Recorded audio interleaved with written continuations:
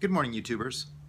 So on this channel, I like to share with you random bits of things that inspire me or that are just going on in my mind. Um, One thing that I haven't talked about really too much publicly before is something that's a pretty big part of my life, and that is meditation. I've been doing it for over 20 years, both in the US and in Japan, and it's something that I find great value in. But it's not easy. It is definitely the most difficult thing I've ever done. There are many different schools of meditation. Some are more rigid or strict than others.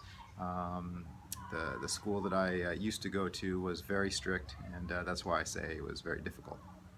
I'll get more into that in future videos. But today, I just want to talk about a book that I picked up recently where a guy was talking about meditation, and I just thought that he compared it pretty interestingly to something that you wouldn't expect meditation to be compared with, and that is hunting. So the author is Gary Snyder. Gary is a really interesting American poet. He was very popular in the 70s, 80s, 90s. He's still alive. He's in his 80s right now. He lived both in the US and in Japan. He was a part of the Beat generation, which also includes guys like William Burroughs, Jack Kerouac, all those guys. Um, but personally, I don't read too much poetry. It's something that I'm not really into. But this book that I picked up is not poetry. It's interviews with Gary. They were conducted between the years of 1964 through 1979. And so far, I haven't finished it yet, but so far, one part really stood out to me. This is an interview done in 1973, and the interviewer is asking him about meditation. So Gary answers, when he's comparing it to hunting. He says, "Still hunting is when you take a stand in the brush or someplace and then become motionless. And then things begin to become alive, and pretty soon you begin to see the squirrels and sparrows and raccoons and rabbits that were there all the time.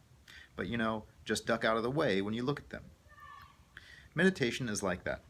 You sit down and shut up and don't move. And then the things in your mind begin to come out of their holes and start doing their running around and singing and so forth.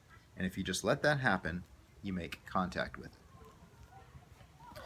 So yeah, you wouldn't expect hunting and zazen, which is seated meditation, to be compared to each other, but I think that was a really interesting comparison. I find that true myself, that when you sit quietly, whatever you want to call it, meditation, things come up, and that allows room for self-development, self-improvement, all kinds of stuff that you're going to learn about yourself. And if you are interested in that, I would encourage you to try it. But just like jiu-jitsu, it's difficult to do by yourself. You can, but usually it doesn't turn out too well. So just like jiu-jitsu or any martial art, it's better to do it in a group with proper guidance and good group support.